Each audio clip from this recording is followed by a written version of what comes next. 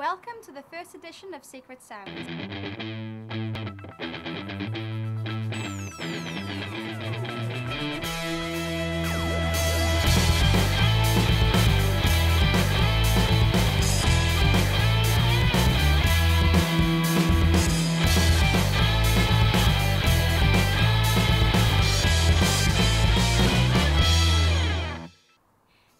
Show, guitarist Dewi Griffiths gives us a special performance and tells us about life after the call centre. Leanne catches up with Nine Black Alps and jets to Zurich at Club Bar. And Emerald Armada took time out of their busy tour to give us a special acoustic performance.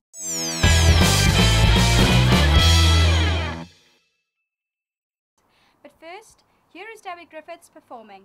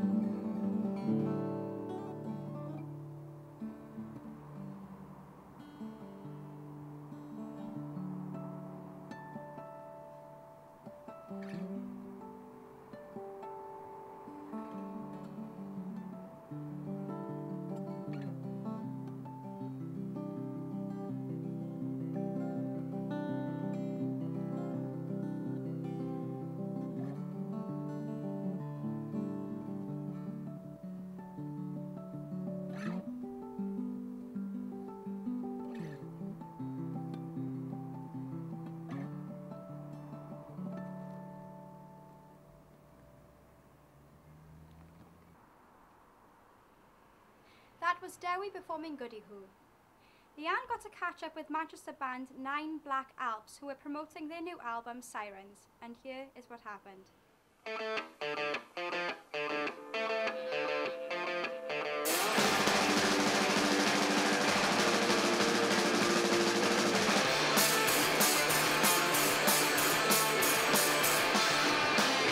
You're not pretty enough, you're not skinny enough, you're not healthy enough, you're not shaking at our touch.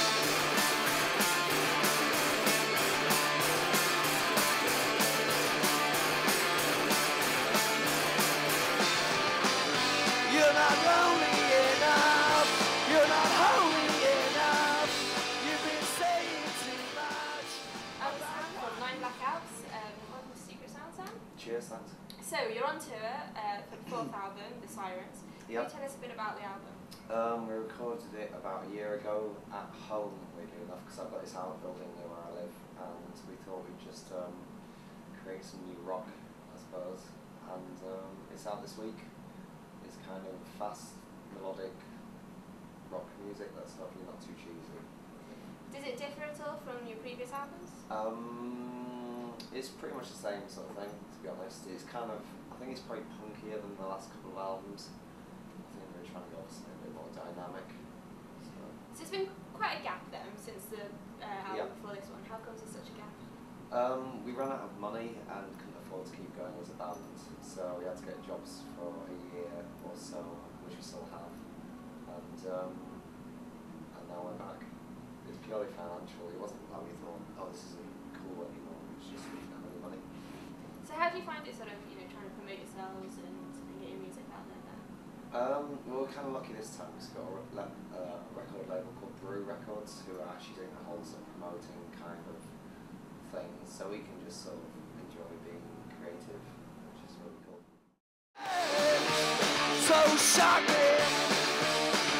Well, you spent the night. I'll take my life. We'll close eyes. We'll. The band itself has quite lots of solo careers that go on between members. You've brought a solo album out yourself. Yes. Can you tell us a bit more about that?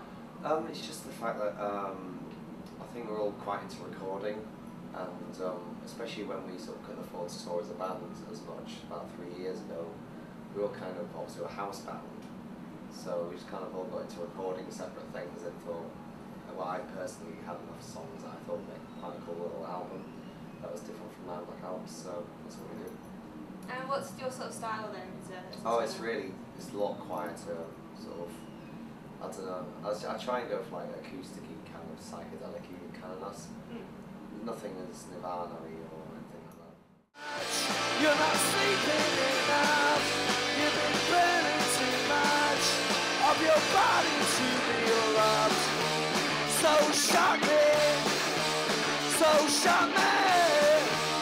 So shock me. Well, you spent the night. I'll take my life. We'll close eyes. We'll be till our sunrise.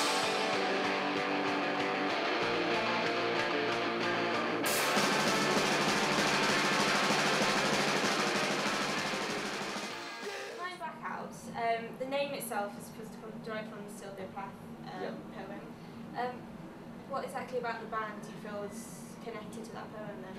I think it's mostly like the lyrics always have a dark edge to mirror the music, which always has a bit of a dark edge about it. That's kind of, I knew it would have to be a band name that would sort of tie in with the feeling of the music. Sylvia Plath is kind of a go-to for, unknown, angst, I guess. And how did the band itself come together? How did you all...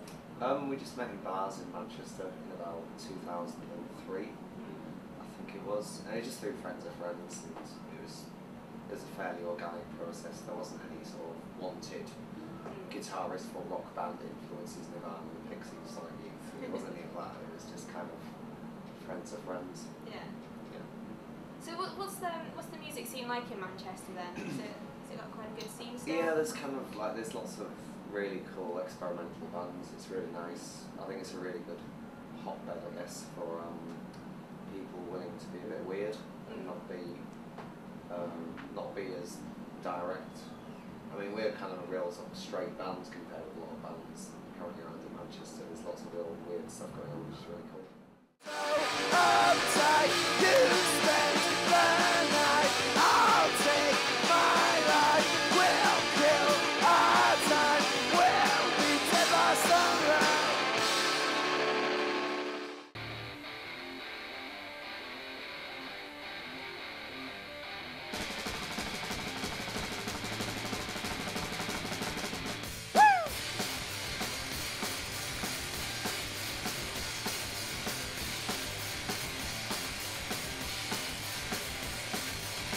Is it me that you wanna see gone? Everything, I wanna live on.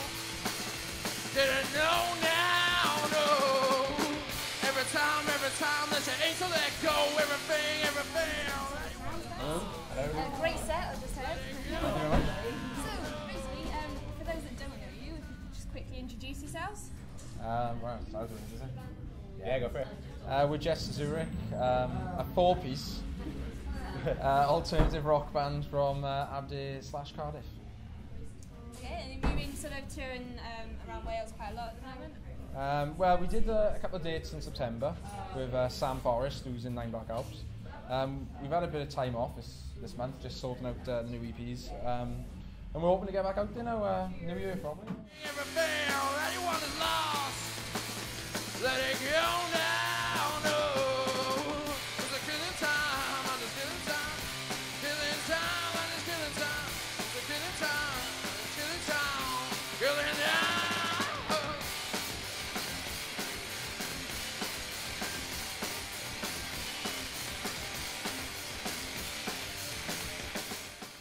So what was the thinking behind the name then? How did you come up with Just Zurich? He told me earlier, right, we were standing in the bar and he went, "Get ready now, you're going to get asked about the name." Every interview I have ever done, this name is like an albatross on my neck. It's not a name, isn't it? Come on. You remember it though? Give the honest reason. Shall I give the proper reason?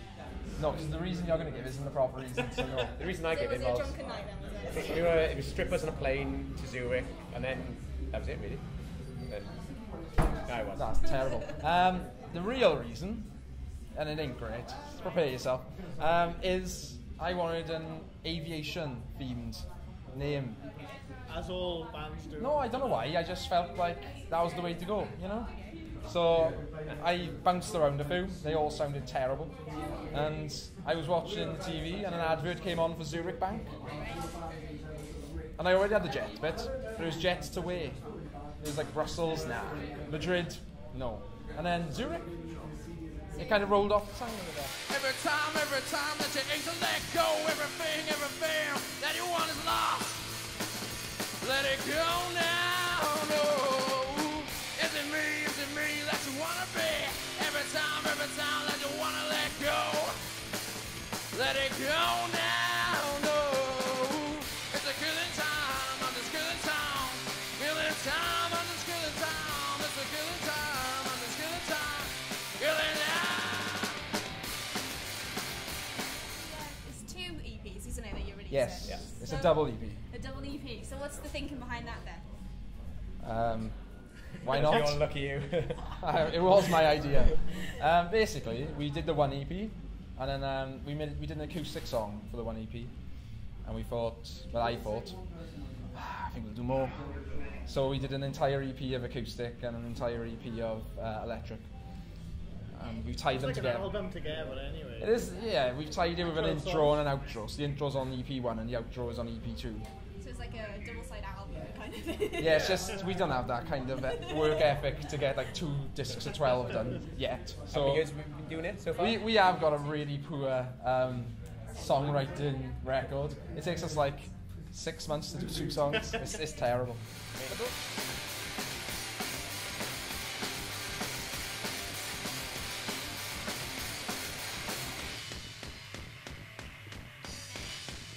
Dorian Holmes on the bass. Shay Jones on drums. The Bear on guitar.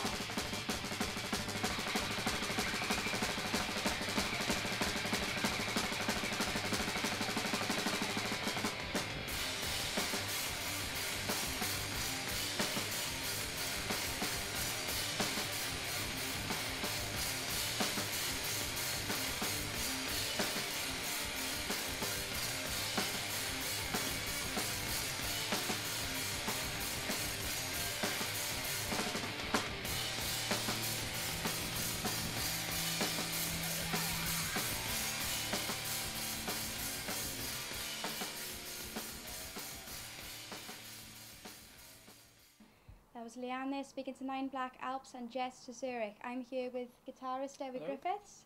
Welcome to the show. What was it that first made you want to write and record your own music?